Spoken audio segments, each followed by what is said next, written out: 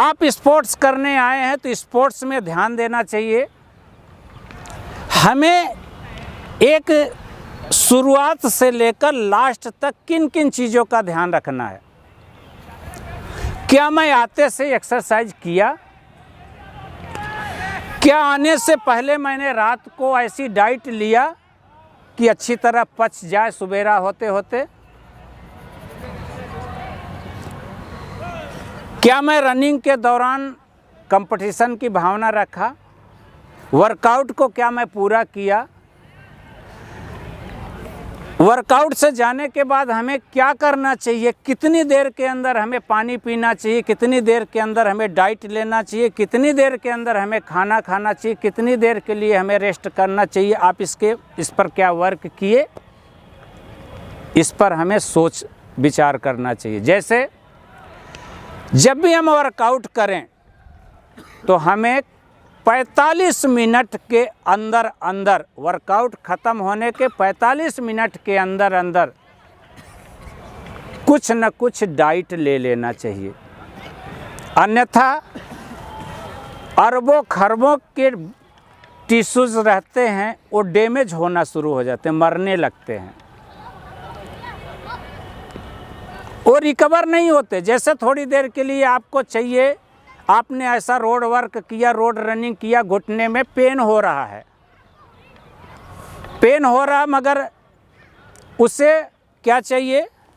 Lubricate या calcium. वो calcium कहाँ से मिलेगा? पानी से मिलेगा या दूध से मिलेगा। धीरे धीरे धीरे धीरे करके अगर आप 45 मिनट 50 मिनट 1 घंटे तक पानी ना दिए ना, सहते रहे ना, तो प्यास मर जाती है। यानी वो टिश्यूज़ ख़त्म हो चुके हैं, वो कहीं न कहीं से ऑब्जर्व करके अपनी प्यास बुझा चुका है। तो आपको एक समय अनुसार टाइम टू टाइम डाइट लेनी पड़ेगी। डाइट भी ऐसी होनी चाहिए जो आसानी से पच जाए। ऐसी कोई डाइट ना हो कि आप थोड़ी देर के लिए गरम दूध एक झटके में पी गए।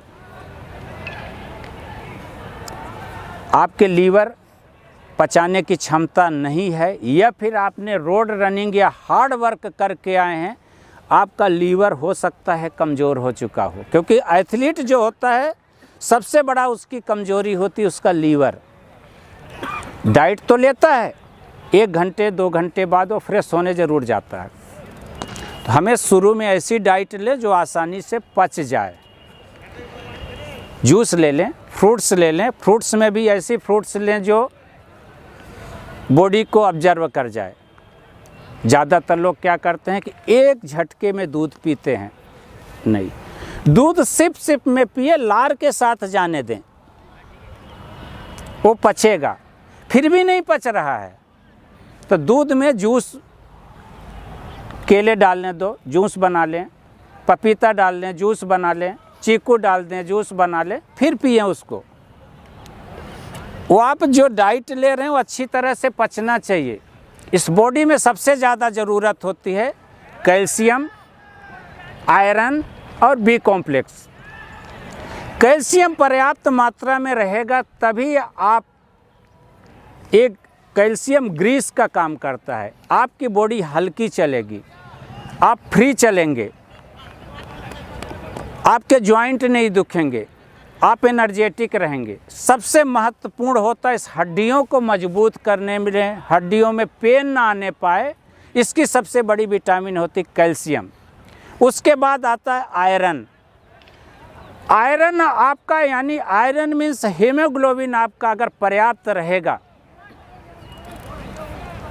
10 से 11 पुरुषों का, 12 से 13 महिलाओं का हीमोग्लोबिन अगर पर्याप्त रहेगा तो जो आप दौड़ते हैं ना तो हाँफी कम आएगी, चक्कर नहीं आएंगे, थकान जल्दी नहीं होगी। तो आयरन का भी रोल एथलीट का उतना ही महत्वपूर्ण है जितना कैल्शियम का, बल्कि रनर को उससे भी ज़्यादा। उसके बाद B complex. B complex body को रिलैक्स करती है, डाइजेस्ट करती है हर डाइट को। अब जब डाइजेस्ट करेगी तो आपका जो ट्रांसफार्मर है पेट अगर आपका सही रहा तो आपका परफॉर्मेंस बढ़ते क्रम में ही जाएगा। अगर डाइजेशन आपका बिगड़ा रहा तो आप कितनी भी अच्छी से अच्छी डाइट क्यों न ले रहे हो, जब आपका ट्रांसमीटर ही ख़राब है तो आपका परफॉर्मेंस वहीं को वहीं रुका रहेगा। उसके लिए डाइट को चेंज कर दें। ज़्यादातर लोग बाग प्रोटीन लेते हैं, एथलीट प्रोटीन, जैसे मान लीजिए आपका वजन है 70 किलो, तो एक सामान्य इंसान को कम से कम 70 ग्राम प्रोटीन लेना चाहिए। आप एथलीट हैं, जितने किलोमीटर वर्क कर रहे हैं, वर्न कर रहे हैं, उतने कैलोरी आपको एनर्जी लेनी पड़ेगी।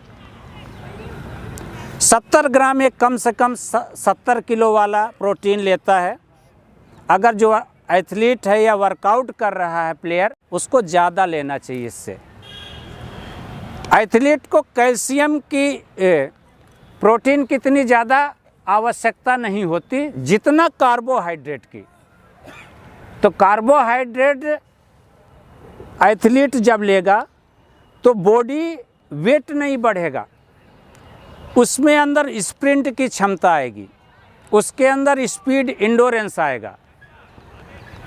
एथलीट जो रनर होता है, एक मन में आता है दिमाग में कि हमें वर्कआउट रेपिटेशन ज़्यादा लगाना चाहिए तो स्पीड आएगी, हमें देर तक दौड़ना चाहिए, रोड में दौड़ना चाहिए, हिल में दौड़ना चाहिए। क्वेश्चंस रहता है जो नया एथलीट रहता है, जो नया प्लेयर रहता है, हमारे अंदर कैसे स्पीड आएगी कि मैं 4 मिनट 40 सेकंड के अंदर दौड़ जाऊं।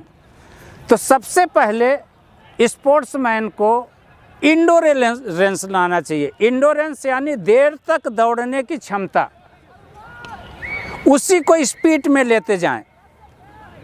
देर तक दौड़ने की अगर आपके अंदर क्षमता आ गई, इंडोरेंस आ गया, फिर उसके बाद आप 3 तरह का वर्कआउट किया जाता है साल भर में। ऑफ सीजन सिर्फ एक टाइम वर्कआउट, मिडिल सीजन दोनों टाइम वर्कआउट, मगर एक टाइम का वर्कआउट इंडोरेंस तो एक टाइम का रेपिटेशन, और तीसरा स्पीड वर्क। जैसे ज़्यादातर लोग क्या करते हैं कि लगातार रेपिटेशन लगाते हैं, 200 मीटर के आज 20 लगाए तो कल 400 का लगाएंगे, तो परसों 800 का, जबकि कंपटीशन नहीं है फिर भी लगा रहे हैं। स्पीड वर्क ज़्यादा दिन तक नहीं टिकेगा। अगर आप एथलीट अभी से स्पीड वर्क करेंगे तो कंपटीशन मान लीजिए आपका 4 महीने बाद है, वो स्पीड आपकी वहाँ तक नहीं रहेगी। तो इंडोरेंस कंपटीशन अगर नहीं है तो पहले अपने अंदर इंडोरेंस लाइए। स्पीड कब लाना है? कंपटीशन से 1 महीने 15 दिन या 20 दिन पहले, अन्यथा आपका ना अगर इंडोरेंस नहीं है तो स्पीड भी नहीं आएगी। तो सबसे पहले कोशिश करिए देर तक दौड़ने की क्षमता। अगर जो आपका इवेंट है, मान लीजिए कि आपका इवेंट है 800 मीटर, तो आपको 800 मीटर कितने में दौड़ना है? 2 मिनट 40 सेकंड। 2 मिनट 800 मीटर यानी 2 मिनट 40 सेकंड, यानी वर्क का 3 गुना, 8 त्रिक 2400 मीटर आपको एक पेस में दौड़ने की क्षमता आना चाहिए। एक पेस में दौड़ने का इंडोरेंस होना चाहिए, या 24 8 त्रिक 2400 मीटर या 24 मिनट, मीटर या मिनट। आप 24 मिनट तक एक पेस में दौड़ने की क्षमता डालें। इसी तरह 1600 मीटर जो आर्मी वाले तैयारी कर रहे हैं, आपका 1600 मीटर तो 16 तियां 48, यानी 4800 मीटर, लगभग 5 किलोमीटर एक पेस में दौड़ने की क्षमता होना चाहिए। पेस भी कम से कम 4 मिनट से नीचे की रहने चाहिए, 3.5 पौने 4 3.5 की, तब जाकर के आपका 1600 मीटर 5 मिनट 20 सेकंड या 5 मिनट 15 सेकंड के आसपास आएगा। उसमें आपको ये हमेशा बनाना पड़ेगा दिमाग में कि अगर हम 5 किलोमीटर रन कर रहे हैं तो 4800 मीटर या 48 मिनट तक भी रनिंग करना है। 48 मिनट तक हमारे अंदर दौड़ने की क्षमता होनी चाहिए। उसमें फिनिशिंग का रोल जो होता है ये अपने आप को खुद बनाना पड़ेगा प्रैक्टिस के दौरान कि हमें प्रैक्टिस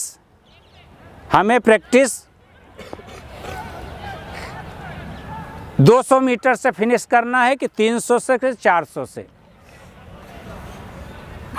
बहुत से लोग सिचुएशन के अनुसार वर्कआउट करते हैं। हम लोग क्या करते थे कि सवेरे हमारा कोच क्यों बुलाता था ठंड में कि आपकी इम्यूनिटी मजबूत करने के लिए कि आप ठंड कितना बर्दाश्त कर पाते हैं। गर्मियों में धूप में बुलाता था कि आपके अंदर गर्मियों में गर्मी सहने की कितनी क्षमता है। बरसात में बरसते पानी में बुलाता था कि आपके अंदर बरसात ठंडी और गर्मी का मिक्सअप कितना सहने की क्षमता है। जैसे आप लोग बरसात में दौड़ते थे, आपका इम्यूनिटी सिस्टम जितना स्ट्रांग रहेगा आप उतने अच्छे प्लेयर बनते जाओगे। ठीक है, आज टाइमिंग नहीं आया मगर वक्त आने पर आपका टाइम अच्छा जाएगा जब आपका इम्यूनिटी स्ट्रांग रहेगा। इसलिए मैं सुबह जल्दी बुलाता हूँ। तो मेरे को क्या 10 बजे के बाद एक ग्राउंड खाली रहते हैं, हम 10 बजे भी बुला सकते हैं। मगर जो भर्ती होती है जैसे आर्मी की भर्ती रात को 12 बजे बुलाया जाता है। उजाला होते होते सवेरे रेस ख़त्म हो जाती है। उसी तरह उल्टा कांस्टेबल को सवेरे 5 बजे बुलाया जाता है और रात को 12 बजे तक दौड़ होती है। आप कितने भूखे प्यासे रह सकते हैं। इसीलिए मैं बोलता हूँ ना कि कुछ ना कुछ खा के आना है आपको, ये आदत में डालें। बहुत से लोग क्या करते हैं कि खाली पेट आ जाते हैं। आपकी खाली पेट दौड़ने की अगर आदत पड़ गई ना और कंपटीशन में अगर आप गए, सवेरे गए, आपकी दौड़ शाम को आ रही, आपका परफॉर्मेंस बिगड़ जाएगा। या भूखे हैं, आपको दोपहर को भूख बर्दाश्त नहीं हो रही, कुछ खा लिए और आपकी दौड़ने की क्षमता है खाली पेट, तो आपका पेट पकड़ेगा, आपका परफॉर्मेंस बिगड़ जाएगा। इसलिए मैं बोलता हूँ कि सिचुएशन के अनुसार वर्कआउट करना चाहिए, सिचुएशन के अनुसार डाइट लेना चाहिए। रोज़ कुछ ना कुछ खा पी के आए, थोड़ा सा दूध या थोड़ा सा ड्राई फ्रूट्स या थोड़ा सा फ्रूट्स, ये आदत में डाल के रखें। जितनी कैलोरी आप बर्न कर रहे हैं उतनी कैलोरी आपके अंदर एनर्जी रहनी चाहिए। इससे हो आप डाइट खाली पेट आ रहे हैं और कुछ खा के दौड़ के प्रैक्टिस करिए। हो सकता है कि 1-2 दिन आपको प्रॉब्लम हो क्योंकि सालों से आप खाली पेट दौड़ रहे हैं। धीरे धीरे आपकी आदत में पड़ जाएगी तो आपकी डाइट पचने लगेगी, आपका पेट पकड़ना बंद कर देगा। मगर खाली पेट नहीं करना चाहिए। हम लोग क्या करते थे, जब कंपटीशन रहता था तो रात को 2:30 बजे 3 बजे उठते थे और दबा के अच्छी डाइट लेते थे, फ्रूट्स जूस ड्राई फ्रूट्स वगैरह, फिर सो जाते थे। सवेरे फ्रेश होके फिर कंपटीशन के लिए निकलते थे। आप जो वर्कआउट कर रहे हैं, एक स्पोर्ट्स का होता है, स्पोर्ट्स में जो कैंप में रहता है, तो एक होता है डाइट मनी। वो डाइट मनी मिलती दूध घी फल फूल ये सब खाने के लिए। एक मिलता है उनको एक न्यूट्रिशन के लिए डाइट मनी। ये दोनों दूध घी फल फूल से हम उतनी एनर्जी उतनी कैलोरी नहीं ले पाते, क्योंकि हमें चाहिए 1 लीटर पेट्रोल और हमारे डिग्गी की क्षमता है, हमारे पेट्रोल टंकी की क्षमता है आधा लीटर। तो कैसे पूर्ति हो गया? उसके लिए क्या करना पड़ेगा अपने को? यह डिग्गी को बढ़ाना पड़ेगा या फिर स्पीड या दूरी को कम करना पड़ेगा। 2 में से करना पड़ेगा। इसलिए न्यूट्रिशन भी उतना ही ज़रूरी है जो डाइट आप ले रहे हैं। जो डाइट ले रहे हैं उससे ज़्यादा ज़रूरी है न्यूट्रिशन। और सबसे बड़ा न्यूट्रिशन क्या होता है? पानी। जैसे अगर आप 5 लीटर पानी नहीं पी रहे हैं, एक सामान्य इंसान 5 लीटर पानी नहीं पी रहा, और ये चेक नहीं किया है कि मैं 150 से 200 TDS का पानी पी रहे हैं कि नहीं। कुछ लोग हैं RO घर में लगवा रखे हैं, RO का TDS नहीं चेक करते कि हम कितने TDS का पानी पी रहे हैं। यहाँ पर मैंने चेक किया, लोग बाग 7 TDS का पानी पी रहे हैं। 7 TDS यानी एक सामान्य इंसान को 150 से 200 TDS का पानी पीना चाहिए। यानी आपने जितने भर खनिज तत्व है सब कुछ RO के माध्यम से निकाल दिए बाहर। यह कुछ लोग ऐसे हैं कि 700-800 TDS का पानी पी रहे हैं। 800 TDS का वो पानी नहीं रह गया, हो सकता है वो केमिकल युक्त चीज़ें कुछ आपके अंदर जा रही हैं। अभी देखे होंगे इंदौर में कई फैक्ट्रियां सील करी जा रही है। ये क्या करते हैं कि ज़मीन में होल करेंगे, होल करवाएंगे और जो भी फैक्ट्री का गंदा केमिकल युक्त पानी है सब उसी होल में जाने दे रहे हैं। गंदा नाला के किनारे जिसका घर है या कोई बोरिंग करा रखा, हो सकता है उसकी लिंक वहाँ से मिल चुकी हो। तो हमेशा पानी को चेक कर लें। पानी ही सबसे बड़ा मिनरल है, क्योंकि आँखों में 96% पानी की आवश्यकता होती है, ब्लड में 95% पानी की आवश्यकता होती है, ब्रेन में आपको 83% पानी की आवश्यकता होती है, तभी आपका काम करेगा। नहीं तो हाइपरटेंशन, याददाश्त क्षमता कम होती जाएगी। किडनी में 83% पानी की आवश्यकता होती है, मसल्स में 82% पानी की आवश्यकता होती है। जब आप पानी पिएंगे पर्याप्त तभी आपकी मसल्स भी रिकवर होगी। दूसरा, आप चलते फिरते जब तक रहेंगे, एक सामान्य इंसान को 5 घंटे की नींद पर्याप्त है, मगर एक एथलीट को कम से कम 6 से 7 घंटे, 8 घंटे की नींद होना ज़रूरी है। 8 घंटे अगर हम नहीं सोएंगे ना तो आपकी मसल्स रिकवर नहीं करेगी, आपकी मसल्स और डैमेज होगी, टूटती जाएगी, आपका परफॉर्मेंस नहीं बढ़ेगा। इसलिए आपका सोना भी ज़रूरी है, क्योंकि जब तक आप चलते फिरते रहेंगे ना तब तक मसल्स रिकवर नहीं होती। मसल्स रिकवर तभी होगी जब आप सोना शुरू करेंगे। जब आप बिस्तर पर शून्य अवस्था में जाते हैं तभी आपका मसल्स भी रिकवर होना शुरू करता है। अब ये सोचें कि हम ज़्यादा वर्कआउट ना करें, ज़्यादा ना तपाएं अपने शरीर को, और हम अच्छी तरह फिटनेस भी ले आ लें और हम जीत भी जाएं, तो ये नहीं होता। एक उदाहरण के रूप में आपको बताना चाहूँगा कि एक किसान फसल उगाता है, कभी ओले पड़ जाते हैं, नष्ट हो जाती है फसल, कभी पानी गिर गया इतना ज़्यादा कि फसल नष्ट हो गई, कभी इतनी ज़्यादा धूप पड़ गई कि वो नष्ट हो जाता है। तो भगवान से बोलता है वो किसान, भगवान ये क्या है, हम इतनी मेहनत करते हैं और हम सफल नहीं हो पाते, हमारा सब कुछ नष्ट हो जाता है, जो मैं बोया उतना हमको फल भी नहीं मिलता, कभी आंधी, कभी पानी, कभी तूफान, ये क्या। 1 साल मुझे मौका दीजिए, हम फसल उगाते हैं, हम बताएंगे कि भगवान फसल कैसे तैयार करी जाती है। भगवान ने वो बोला, वो ए मस्त, चलो 1 साल तुमको दे दिया, जैसा जैसा तुम बोलोगे वैसे वैसे हम करते रहेंगे। किसान ने फसल बोया, समय पर पानी दिया, ज़्यादा धूप नहीं दिया, ज़्यादा पानी नहीं दिया, और फसल अच्छी खासी बड़ी हो गई। काटा, उसमें फल ही नहीं आए। भगवान से पूछा, भगवान ये क्या है, इसमें तो फल ही नहीं आए। बोली इसीलिए तो मैं बोल रहा हूँ कि अपने तरीके से अगर आप फसल उगाओगे, अपने तरीके से आप अपने आप को तैयार करोगे, हो सकता फल ना मिले। आपने उस फसल को आंधी के झोंके नहीं दिए जिससे उसके तने मजबूत हो सकें, उसके जड़ मजबूत हो सकें। आपने हवा ही नहीं दिया उसको मजबूत करने के लिए। आपने सामान्य सिचुएशन में उसको उगने दिया।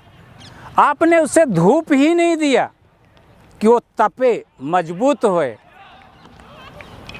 आपने उसके ऊपर पानी की तेज बौछारें नहीं करी जिससे उसके फल में सहने की क्षमता है। आपने उसको विपरीत परिस्थितियों में नहीं मोड़ा, इसलिए वो फल देने लायक नहीं बना।